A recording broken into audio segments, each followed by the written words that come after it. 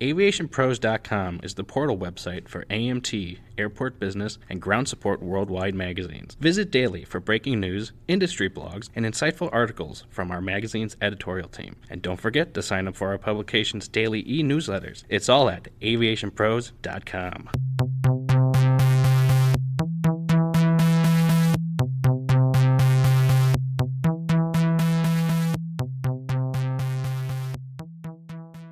Welcome to a special edition of the Aviation Pros Podcast.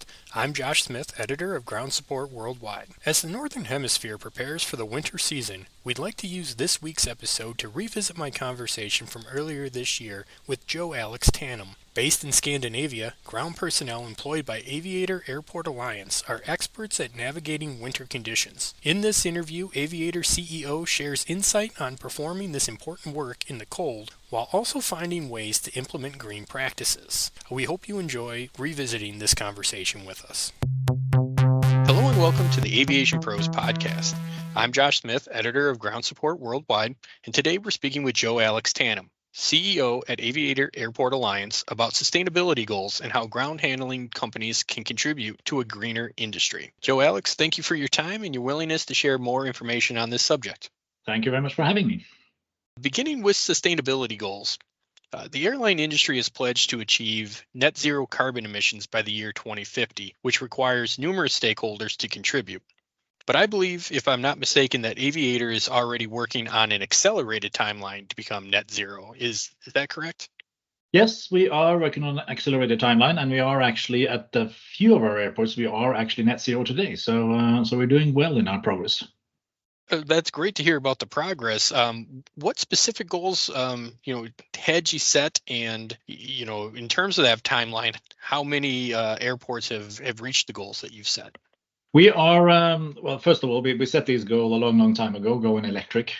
We've also been helped a lot, especially in Sweden, by Swedavia, who's the airport owner in Sweden. They are actually now carbon neutral, the airports themselves. They use HVO fuel wherever they can, and also they made it, they incentivized the use of HVO fuel by making it slightly bit cheaper than the normal diesel for us. So it made it attractive for us. There has been a couple of challenges with it in regards to the very cold weather when, we have problems with diesel to begin with when it gets minus 25 and lower. And with HVO fuel, we have had a few challenges, but it really helps. And that together with about 65% of all our equipment being electric and electricity coming from renewable sources at the airports in Swedavia airports, we are actually today carbon neutral already and in Sweden. And then we are working with the airport authorities in the other 3 countries that we are in the Nordics and trying to get HVO type fuel in as well, while we are waiting to renew all of our fleet to electric.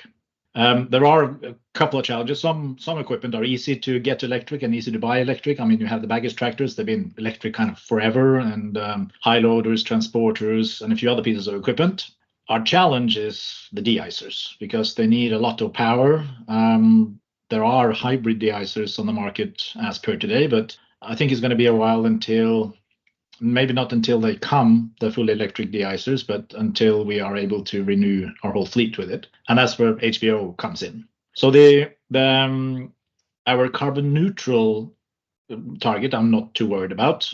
The net zero is a bit more difficult, obviously, and that has more implications than just the ground equipment as well. It's more to it to be net zero in all of this. But we're well on our way getting there.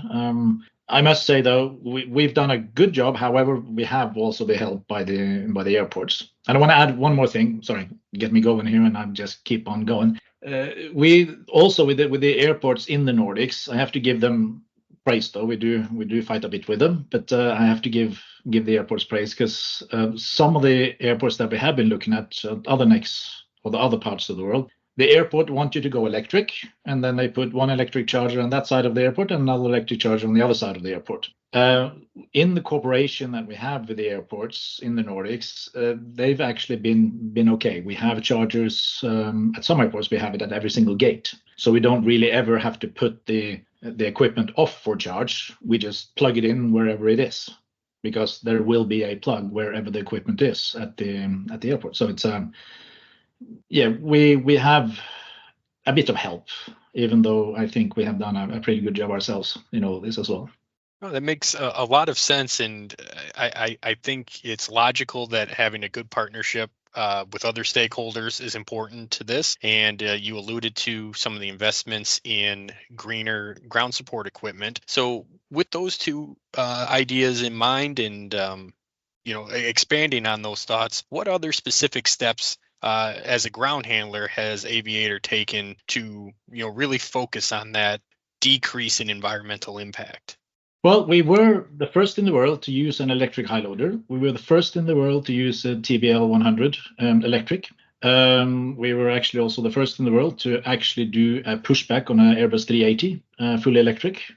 So we have been in the forefront of trying to push the providers or the manufacturers also into going electric. So we are trying to push them. We also see some of our competition that is now bragging over doing green turnarounds. We did our first green turnaround in 2020, and we really got it kicked off in 2021. And since then, we've done a lot of green turnarounds.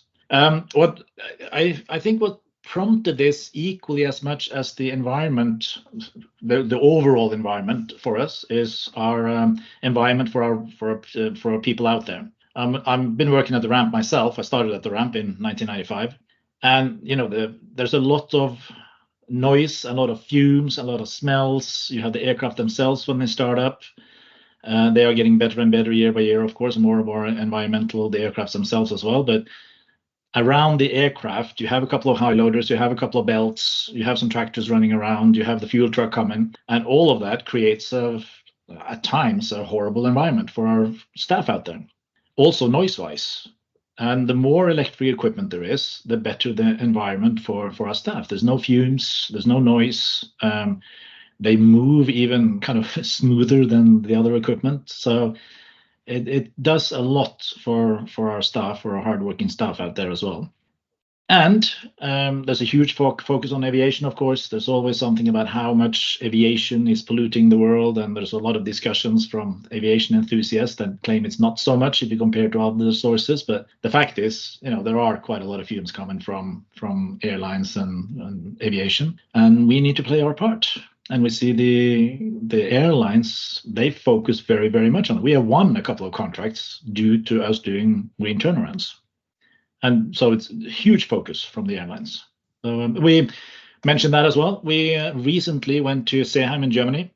We won a prize for sustainability, best station out of, I don't quote on this, but I think around 310 operated destinations in the Lufthansa group. And of those 310, we were deemed the most sustainable operation on the ground. So we got that prize just a few weeks ago by the Lufthansa group. So very, very proud of that as well. And that was Station Arlanda, Stockholm, that won that prize for us. So it's also very, very nice to get a concrete proof that our customers appreciate this as well.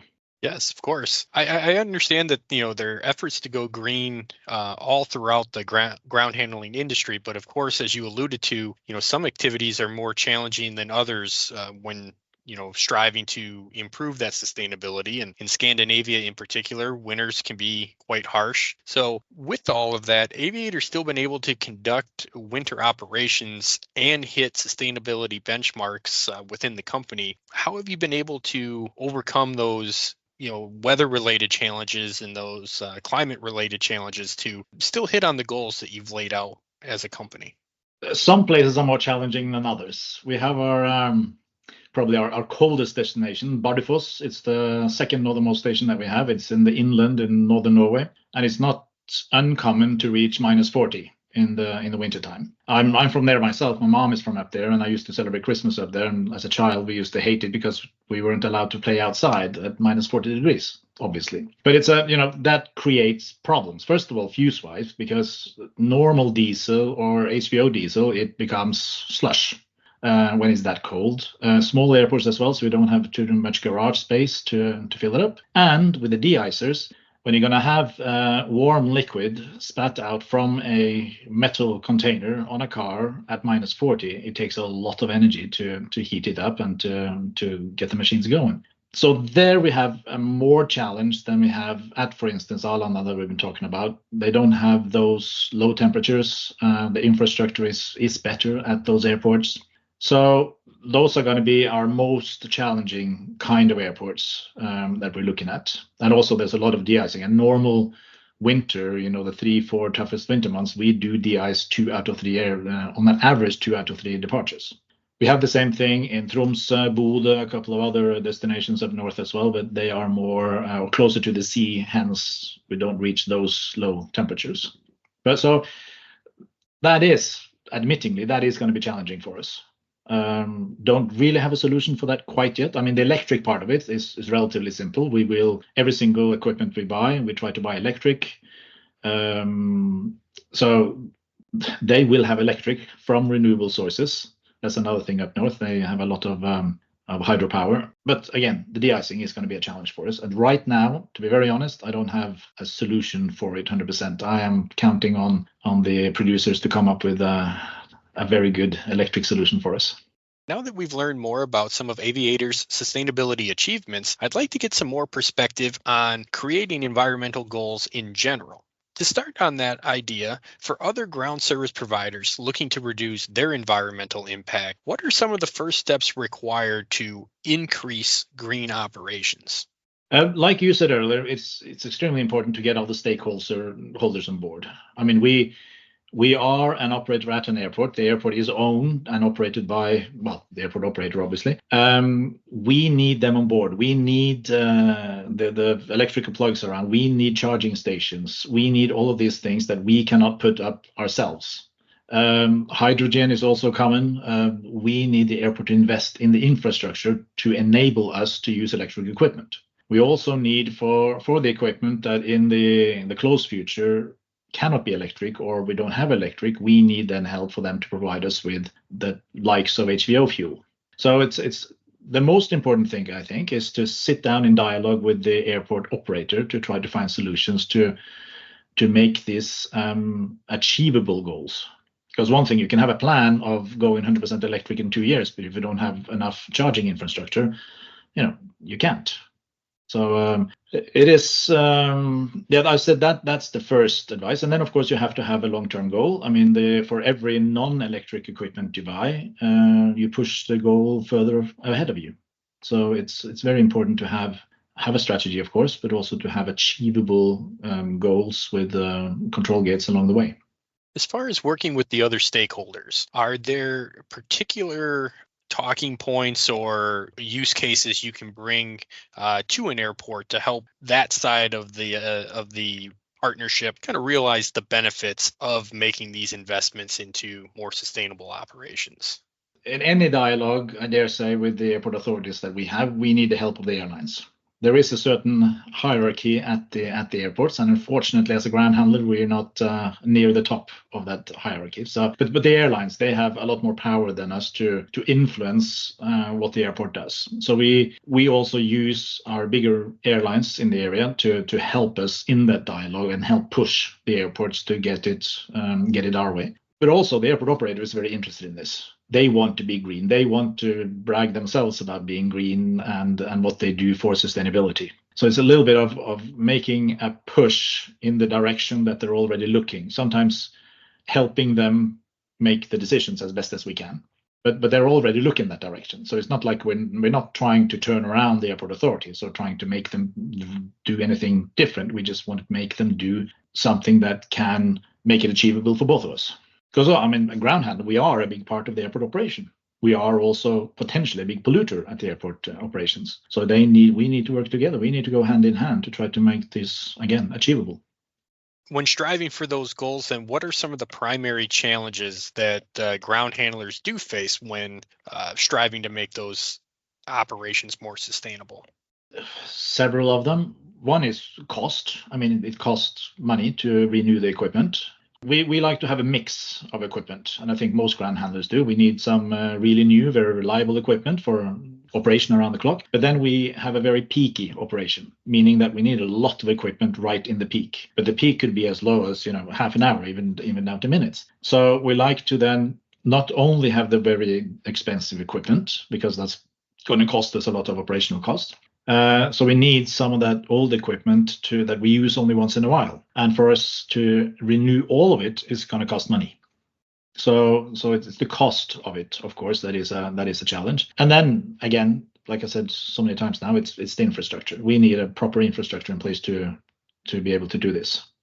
We've talked a little bit about some of the ways to overcome the challenges of infrastructure and partnering with other stakeholders, including the airport and the airlines. But maybe the cost challenge is a little trickier to overcome. Are there ways to mitigate that challenge to an extent? Yes, there are providers that help us out in financing the equipment. That helps, of course. We are in a low margin business. It's we are being pushed by the airlines. The airlines are being pushed by the passengers, of course. So it's down kind of a spiral, and we're at the bottom of it. So finding good finance solutions, finding good lease solutions for us. It is a pressured market, and again, we don't have too much margins to play around with. So finding finance options, I would say. And then maybe as a good place to wrap up this conversation, ground handlers who are looking to enhance their sustainability, where can they go? What resources are available to them if they need more education on the topic or more guidance on, taking some of these initial steps to make their operations more sustainable? I think the manufacturers, we have a close relationship with manufacturers that we use. They obviously have a lot of research in this. They have a lot of facts around their equipment. They can also tell us quite a lot about the maintenance, because there is a lot less maintenance on the electric equipment as well. I mean, see the pushbacks that are kind of hard use on the pushbacks. We have the TBL, especially TBL 100 that we have. I don't know how many pieces we have now. We have a lot of them. There's no maintenance. There's literally no maintenance. A little bit of oil here and there on the moving parts, and other than that, they're never in the workshop. As with diesel equipment, generally, we have to do service, a lot of moving parts in the engine that needs to be changed once in a while, and educate ourselves a bit more of the running cost. So we have the lifetime cost of the equipment, and then maybe it's not as expensive as you thought in the first place to renew this equipment. Because maintenance cost is a lot less on the electric equipment for all the years that we've used it. Terrific. This has been a lot of really great information, and I think very insightful to our audience here who are looking to add some sustainability to their own operations. But that's going to conclude this edition of the Aviation Pros Podcast. I'd like to thank our guest, Jo Alex Tanem. And if you'd like to learn more about his company, their ground handling services, or their environmental achievements, please visit www.aviator.eu. And for more information about ground handling processes, green operations, de-icing equipment, and more, you can stay up to date by subscribing to Ground Support Worldwide's daily newsletter. And if you enjoyed this episode of the Aviation Pros Podcast, subscribe to it wherever you download your podcasts, rate and review it, and be sure to share it with your colleagues in the industry. And as always, please continue to visit AviationPros.com.